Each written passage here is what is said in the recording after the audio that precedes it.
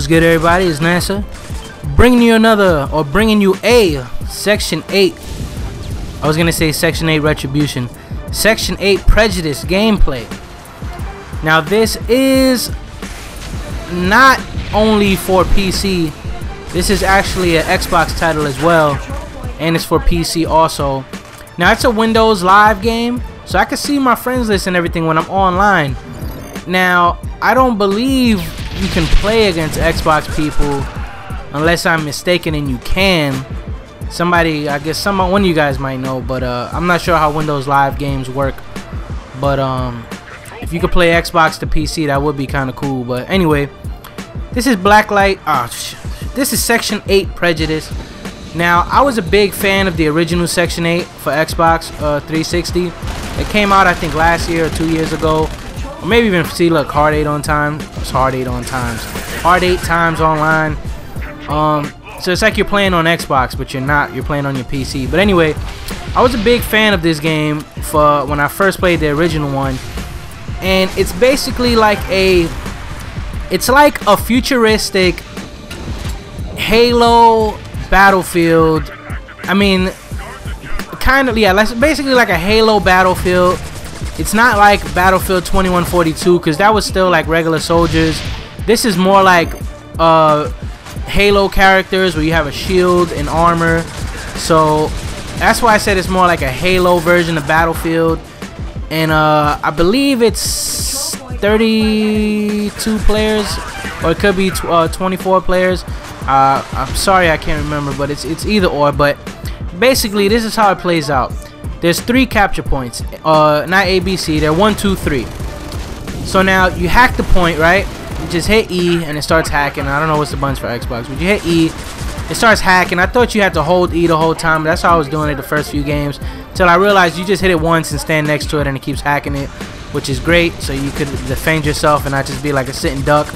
So you hack the conquest part. So it's kind of different in the sense, instead of staying on the capture point like a domination point and just staying on it and then trying to capture it, you basically just hit a button once and then defend it while it captures itself, or they could defuse the capture and stop it. So it's kind of a nice little twist on domination.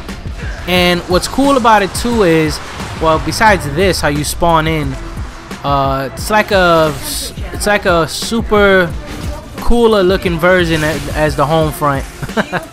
The home front spawning, where you actually get to move. But this game is no spawn camping, because you spawn wherever you want on the map. You click and you spawn literally through the sky wherever you want to spawn at, which is a great idea. Reinforcements wherever you need them. You can land wherever you need to land. It's great. So dying isn't actually that bad sometimes, because you do get to you know, spawn in if you need to on like further parts of the map. So let me try and give you the basics. You have different loadouts and different modules for your suit. It's hard to explain without showing you. Maybe I can make a video showing you that. Still got to make a video showing you guys the Blacklight Retribution customization. But basically, you choose what weapon you want first. You choose your sidearm, or not even a side. Matter of fact, I think it's not even a sidearm. It's 2 primaries basically. So you can have an assault rifle, machine gun, rocket launcher, pistol, sniper rifle, shotgun, and some plasma cannon or whatever. I never used that because it wasn't in the first part or the first game. So I'm using this is the assault rifle. I'm using the assault rifle. And see, this is what I need. For anybody who's played it, there's a way where you activate stealth mode where they can't lock onto you. Now I have no idea what button that is to activate that. It would be a huge help if somebody would tell me. But you'll see when I aim at guys, you'll see a little circle. So like you see that right there. I don't know if you can see real clear, but you'll see a little circle. And look at me making this evasive maneuvers. But you'll see a little circle highlighted around their chest. That means you can lock on. Now the lock on doesn't last permanently. Look, see, you see I lock on there. The lock on lasts maybe like a few seconds, maybe like 2-3 seconds. But you can customize that as well. Like your points to customize your character, you could increase the lock on. Then there's stuff to decrease the lock on effectiveness of other players. You could do armor, you could do speed, you could do all types of stuff. So, but I remember that the stealth button, you have to activate it to break the lock, and I have no idea how to do that. So I've been playing stealthless the last few games. And right there, you see I shot that guy with a mortar strike. Now that's the next thing. After you pick your weapon, you pick your equipment. Now equipment is grenades, your you know, a melee knife, mortars, C4 packs. Can't think of what else is left. But anyway, you get 2 of them. So I chose grenades and mortar strike. And you just, you know, flip flop just like you switch your primary weapon. You just pick whichever one you want to use. Whether you want to use, like right now, my mortars are activated. The bottom right where the 3's at, that's the mortars. And then when you hit Q for PC, and then it'll switch to grenades. So you can't use both your equipment at the same. I mean, you could use both, but you gotta like use one, switch to the next one, then use it again. But you can't. It's not like on 2 buttons where I could throw a grenade mortar combo at the same time. So the mortars are pretty good. They're good for like open areas. Grenades I think are the best to me because grenades are proximity activated. So you could just throw it at the guy, and as soon as it gets close to him, it detonates. So you don't have to worry about, like, see, that's the mortar. I just mortared myself, I think. But you get to throw down the grenade, and you know it'll detonate as soon as it gets to the guy.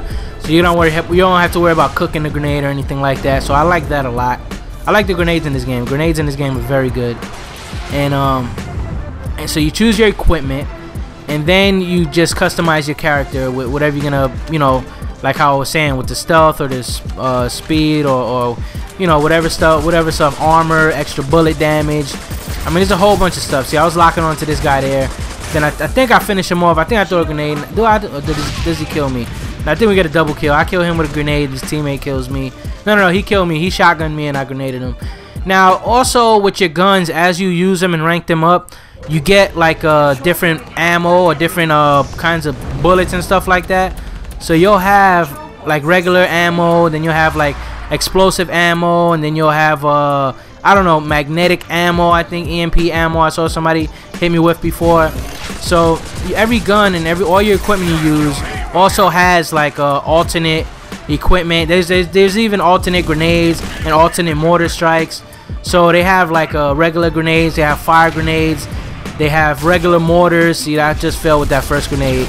See, and look, I didn't know you could see he shot a mortar at me, right? So I'm like, oh, you can shoot mortars in here? Oh, I got you. Hold my mortar. Got him. But see, and this is how you defuse. See, well, my guy just defused it, so you didn't get to see too well.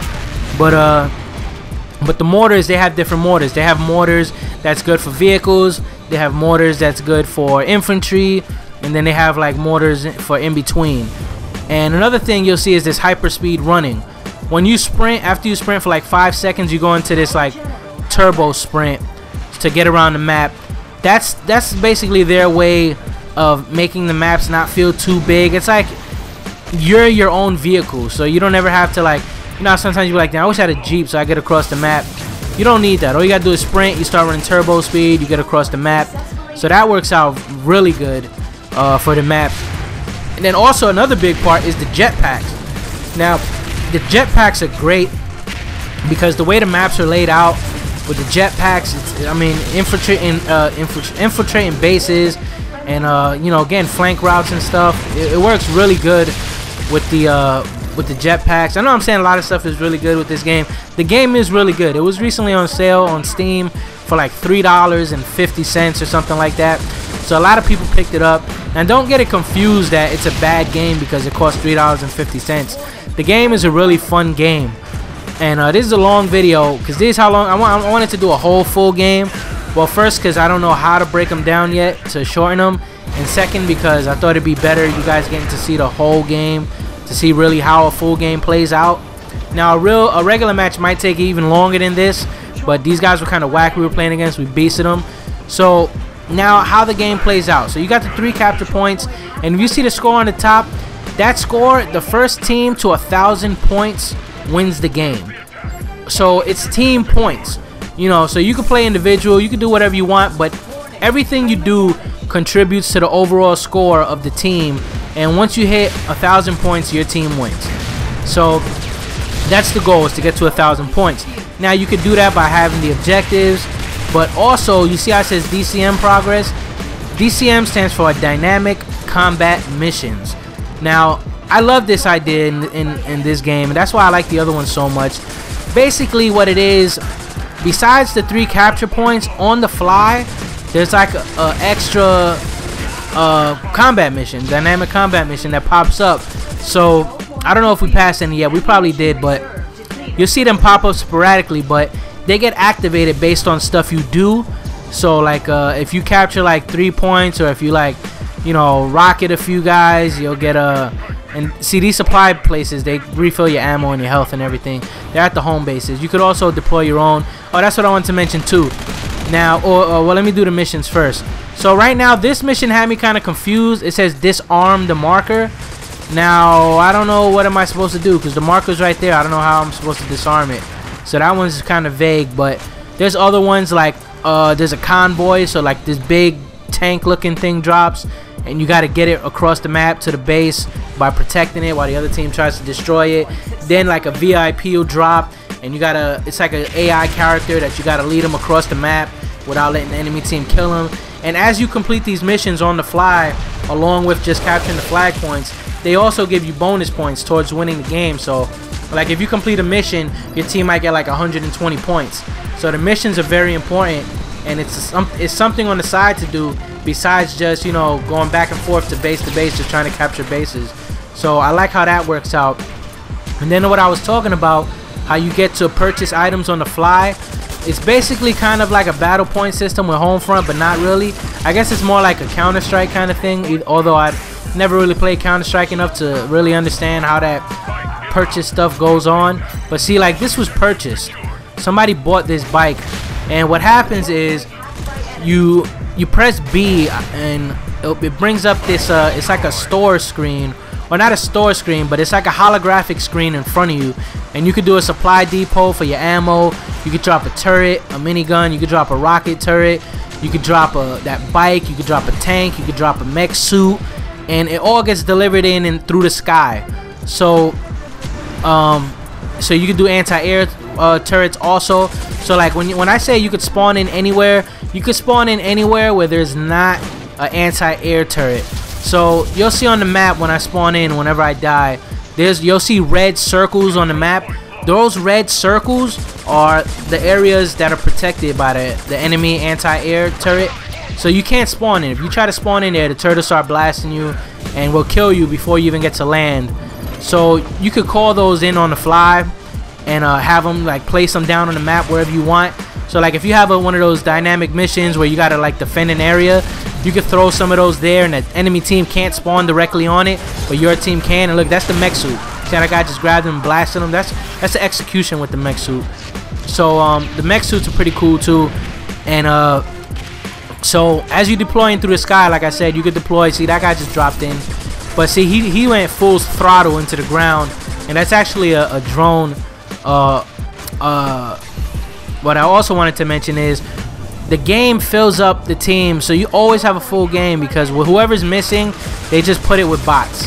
So you always have bots filling up the game, so you never have like an empty room. You always have a full room no matter what. People leave, they replace it with a bot, and the bots aren't terrible. The bots are pretty good, but not great. You know what I mean? Of course, they're easier than people, but see, this was a real person, and he got beasted on. So you know, it all depends, but the point is that you'll never have an empty server, which is good. See him right there? That's a bot. See how stupid he is? See, I mean, some bots are dumb, some bots aren't. So I don't know how that works. I don't know if you could change the bot level and when you create in the room to have like better bots, so it's not too easy. But I'm not gonna lie, there weren't a lot of people on. This server actually had probably the most active players. There was like probably 12 to 16 human characters in this game, and only a few AI. So I wanted to get into, like, see, that's a human character right there. So I wanted to get into a room with actual players, and you see the lock-on work to perfection there. So that's what I was saying about the lock-on. So see how I threw the mortar strike over his head? You seen that? So it's a lot of stuff going on in this game, but it all works out really good, and it's a really fun game. So anyway, we finished this game. We beat the hell out of them, 1,003 to 490. So this was a Section 8 Prejudice gameplay. I hope you guys enjoyed. I know it was kind of long. I finished the game 19-4, and you see it shows your combat points, your teamwork points. Anyway, I hope you guys enjoyed the video. Peace. I'm out. New York, stand up.